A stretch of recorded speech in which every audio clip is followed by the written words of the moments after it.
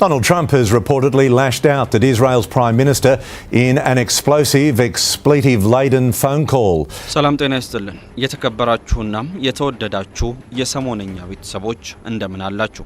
የዕለቱን ወታደራዊ መረጃዎች ወደናንተ ለማድረስ ተገኝተናል። ዛሬ ከምንመለከታቸው ጉዳዮች መካከል ቤንያሚን ኔታንያሁና ዶናልድ ትራምፕ መካከል ያለው አለመግባባት ከፍተኛ ደረጃ ላይ መድረሱ ተሰምቷል። ትራምፕ ኔታንያሁን እብድነ ሲሉ መጥራታቸውም የብዙዎችን ቀልብ ስቧል። ከ3 ወራት በፊት በአሜሪካና እስራኤል ጥቃት ህይወታቸው ያለፈው የኢራኑ የቀድሞ የበላይ መሪ አያቶላ አሊ ኻሜኒ የቀብር ስነ ስርዓት ሊፈጸም መሆኑ ተሰምቷል። ለ3 ቀናት የሚቆየው የቀብር ስነ ስርዓት በዓለም ታሪክ ትልቁ ነው ተብሏል። በሌላ በኩል ኢራን በኩዌት የአየር ማረፊያ ላይ ጥቃት በመፈጸም ከፍተኛ ውድመትን አድርሳለች። ላይክ፣ ሼር እና ሰብስክራይብ እያደረጋችሁ እስከ ፍጻሜው አብራችሁን ቆዩ። ለውስን ቤቶችና ቀናቶች ብቻ የሚቆይ ታላቅ ቅናሽ የዲፕሎማትና ፋይናንሻል ሴንተር በሆነችው ሜክሲኮ ላይ በዲዛይኑ ለየት ያለ ኮምፓውንድ አፓርትመንት አቅርበንላችኋል። አፓርትመንቶቻችን ከባለ 1 እስከ 3 መኝታ ማለትም ከ78 ካሬ እስከ 158 ካሬ በዚህ ዘመናዊ መንደር ውስጥ 2 መዋኛ ገንዳ፣ ጂምናዚየም፣ ሰፋፊ ሊፍቶች፣ የመሮጫ ትራክ፣ የልጆች መጫወቻና ሌሎችንም ባንድ አካቷል። ምን ይሄ ብቻ! አትራፊ የሚያደርጉት የንግድ ሱቆች ከ10 ካሬ ጀምሮ እኛ ጋር ያገኛሉ። በዛ ላይ የንግድ ሱቆቻችንን ተመራጭ የሚያደርጋቸው ሳይታችን 4ቱም መንገዶች ያዋስኑታል። እንዲሁም ከ1000 በላይ መኪና ማቆሚያ ስፍራ ተዘጋጅቷል። ታዲያ የዚህ ዕድል ተጠቃሚ ለመሆን ቅናሹ ከመጠናቀቁ በፊት ቀድመው ይደውሉ 0920687779 አባይ ሆምስ ሪል ስቴት። እብድነ እኔ ባልኖር እስር ቤት ነበር እጣ። ዶናልድ ትራምፕ ለቤንያሚን ኔታንያሁ። የአሜሪካው ፕሬዝዳንት ዶናልድ ትራምፕና የእስራኤሉ ጠቅላይ ሚኒስትር ቤንያሚን ኔታንያሁ ግንኙነት በከፍተኛ ውጥረት ውስጥ መውደቁን ተከትሎ በሁለቱ መሪዎች መካከል ያለው አለመግባባት ይፋዊ ግጭት ደረጃ ላይ ደርሷል። በቀጠናዊ የጦርነት ስትራቴጂ፣ በዲፕሎማሲያዊ አካሄድና በግል ፍላጎቶች ዙሪያም የተፈጠረው ይህ ልዩነት የዓለምን ፖለቲካዊ ሚዛን እየቀየረው ይገኛል። ባለፉት ጥቂት ቀናት ውስጥ በሁለቱ መሪዎች መካከል የተደረገ የስልክ መስመር ውይይት እጅግ የጠበቀ ጭቅጭቅ የተሞላበት እንደነበር ተዘግቧል። የአልጀዚራ ዘገባ እንደሚያመላክተው እስራኤል በቤይሩት ደቡባዊ ከተማ ክፍሎች ላይ ተጨማሪ ጥቃት ለመፈጸም ማቀዷን ተከትሎም ትራምፕ በኔታንያሁ ላይ በከፍተኛ ሁኔታ በመጮህ እብድነህ በማለት ተቆጥቷል። ትራምፕ ከኳታር፣ ሳውዲ አረቢያና ኢራን ጋር በመሆን ዲፕሎማሲያዊ የመውጫ መንገዶችን በሚፈልጉበት ወቅት ኔታንያሁ ወታደራዊ እርምጃዎችን መምረጣቸው በትራምፕ ዘንድ ከፍተኛ ቁጣን ቀስቅሷል። ትራምፕ በሁለተኛው የስልጣን ዘመናቸው ማለቂያ የሌላቸውን ጦርነቶች በማስቆም ትልቅ የዲፕሎማሲ ድል ማስመዝገብና የዓለምን የነዳጅ ዋጋ ማረጋጋት ይፈልጋሉ። በተቃራኒው ኔታንያሁ የሀገሪቱን የደህንነት ስጋቶች ሙሉ በሙሉ እስካልቀረፉ ድረስ ጦርነቱን በአጭር የመቋጨት ፍላጎት የላቸውም። ይህ የፍላጎት መጋጨት በትራምፕ አስተዳደር ዘንድ ኔታንያሁ ሆን ብለው ድርድሩን ያደናቅፋሉ የሚል ጥርጣሬን ፈጥሯል። እስራኤል እንደ ሳውዝ ፓርስ የጋዝ ማዕከልና በኳታር የሚገኘው የሐማስ መሪዎች ላይ የፈጸመቻቸው ድንገተኛ ጥቃቶች ለአሜሪካ አስቀድማ አለማሳወቋም ትራምፕን ክፉኛ አስቆጥቷል። አሜሪካ ጥቃቶቹን የምታውቀው ሚሳኤሎቹ አየር ላይ ከዋሉ በኋላ መሆኑም በትራምፕ ዘንድ እየተናቁ እንደሆነ እንዲሰማቸው አድርጓል። ትራምፕ በኳታርና ፓኪስታን ጋር በመሆን ከቴህራን ጋር አዲስ የሰላም ስምምነት ለመፈረም በከፍተኛ ፍጥነት እየተንቀሳቀሱ ነው። ኔታንያሁ ግን ይህንን የዲፕሎማሲ መንገድ በጽኑ የሚቃወሙ ሲሆን የኢራንን የኒኩሌር ጣቢያዎች በወታደራዊ ኃይል መምታት ይፈልጋሉ። ይህ ልዩነት በሁለቱ መሪዎች መካከል የነበረውን የማይናወጥ ህብረት ወደ ስንጥቅ ቀይሮታል። ከእስራኤል ሚዲያዎች የሚወጡ መረጃዎች እንደሚያሳዩት የእስራኤል ሃዮም ጋዜጣን ጨምሮም ትራምፕ ከኔታንያሁ ጋር ያላቸው ቀጥተኛ ግንኙነት እስከ መቋረጥ መድረሳቸውንና አሜሪካ አንዳንድ የመካከለኛው ምስራቅ ውሳኔዎችን እስራኤልን ሳታማክር እያሳለፈች መሆኑን ዘግቧል። ይህም ኔታንያሁ ቀደም ሲል በትራምፕ ላይ የነበራቸው ፍጹም እምነት እንዲሸረሸርና በእስራኤል የውስጥ ፖለቲካ ላይም ከፍተኛ ጫና እንዲያሳድርባቸው አድርጓል። በሁለቱ መሪዎች መካከል ያለው ግጭት የፖለቲካ ድራማ ብቻ ሳይሆን በመካከለኛው ምስራቅ የሚካሄደው ጦርነት እንዴትና መቼ ያበቃል የሚለውን የሚወስን ታሪካዊ ክስተት ነው። የዓለማችን ደማቁ ቀብር አያቶላው ሊቀበሩ ነው።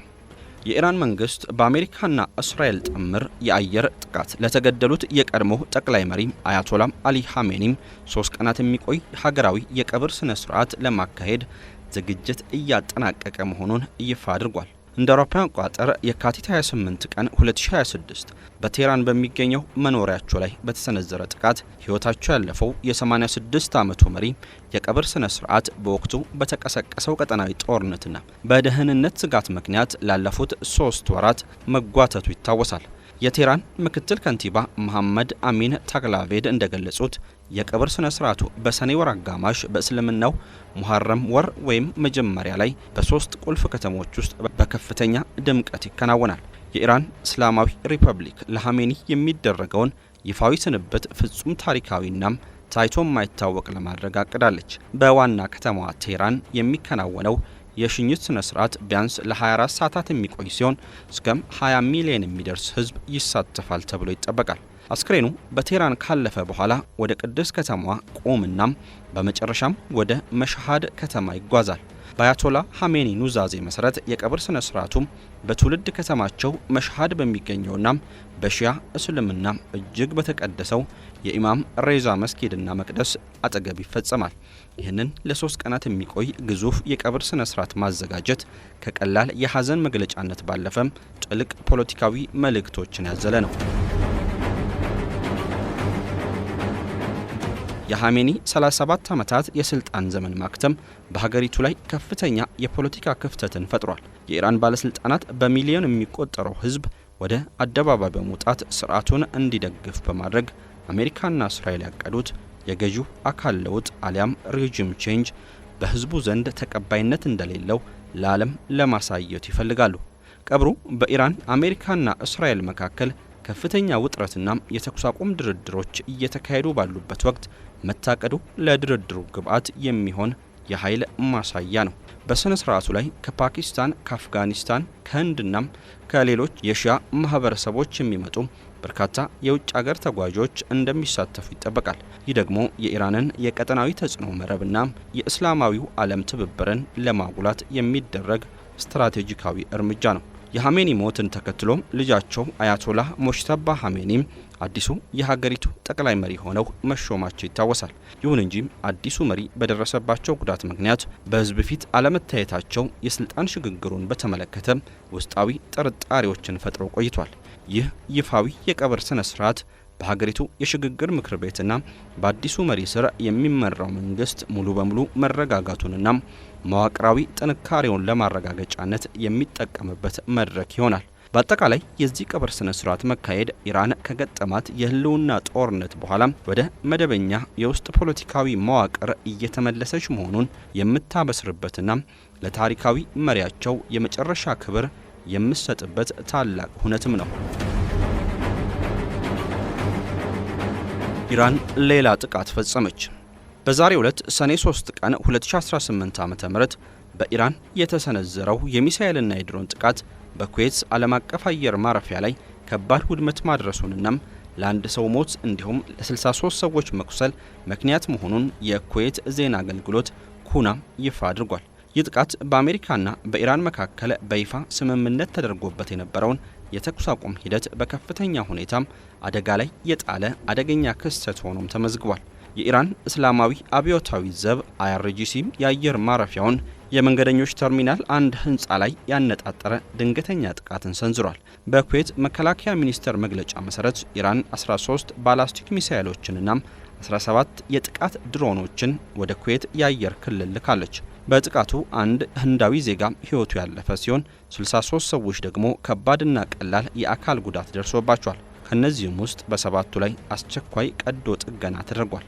በጥቃቱ ምክንያት የአየር ማረፊያው ከባድ መዋቅራዊ ጉዳት የደረሰበት ሲሆን የኩዌት ሲቪል አቪዬሽን ባለስልጣን የንግድ በረራዎችን በሙሉ ላልተወሰነ ጊዜ ማገዱን አሳውቋል። በረራዎችም ወደ ጎረቤት ሀገራት እንዲቀየሩ ተደርጓል። የኢራን አብዮታዊ ጥበቃ ዘብ IRGC ጥቃቱን የፈጸመው የአሜሪካ ጦር በደቡብ ኢራን በምትገኘው ቆሽም ደሴት ላይ ያደረገው ወታደራዊ እርምጃም ያጸፋ መልስ ለመስጠት መሆኑን አስታውቋል።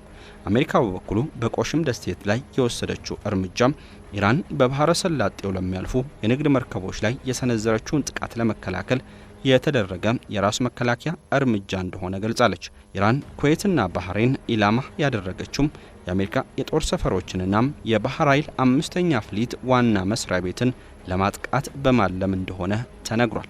ይህ ክስተት ባለፈው ሚያዝያ ወር በአሜሪካና በኢራን መካከል የተደረሰውን ደካማ የተኩስ አቁም ስምምነት በተግባር ያፈረሰ ትልቅ ጥሰት ተደርጎ ይወሰዳል።